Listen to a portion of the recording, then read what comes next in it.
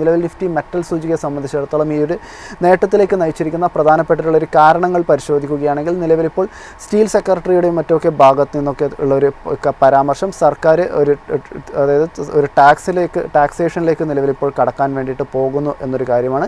അതായത് സ്റ്റീലിൽ ഒരു import safe guard duty ചുമത്താൻ വേണ്ടിയിട്ട് പോകുന്നു. അതായത് പുറം രാജ്യങ്ങളിൽ നിന്ന് ഇന്ത്യയിലേക്ക് കുറഞ്ഞ ഒരു എമൗണ്ടിലാണ് സ്റ്റീൽ വരുന്നതെങ്കിൽ അതിന് മുകളിൽ ഒരു ടാക്സ് ചുമത്തപ്പെടും. അങ്ങനെ ടാക്സ് ചുമത്തപ്പെടുമ്പോൾ ഈ ഒരു സ്റ്റീലിൻ്റെ വില വർദ്ധിക്കാനുള്ള ഒരു സാഹചര്യം ഉണ്ടാകും. ആ ഒരു വില വർധനവ് ചിലപ്പോൾ നമ്മൾ ഡൊമസ്റ്റിക്കലി ഉള്ള സ്റ്റീൽ മാനുഫാക്ചറേക്കാൾ കൂടിയ ഒരു നിരക്കിലായിരിക്കും ഈ ഒരു വർധനവ് ഉണ്ടാവുക, അല്ലെങ്കിൽ അതിന് തുല്യമായിട്ടുള്ള ഒരു നിരക്കിലായിരിക്കും വരിക. അപ്പോൾ ഉള്ളൊരു ഗുണം എന്ന് വെച്ചിട്ടുണ്ടെങ്കിൽ ഡൊമസ്റ്റിക്കലി ഉള്ള പ്ലെയേഴ്സിനെ സംബന്ധിച്ചിടത്തോളം മികച്ച രീതിയിലുള്ള ഒരു പ്രകടനം, അതായത് സെയിൽസൊക്കെ തന്നെ മറ്റേ കുറഞ്ഞ നിരക്കിലുള്ള സ്റ്റീലുമായിട്ട് കമ്പയർ ചെയ്യുമ്പോൾ അതേ രീതിയിലുള്ള ഒരു പ്രകടനം തന്നെ കാഴ്ചവെക്കാൻ വേണ്ടിയിട്ടും സാധിക്കും.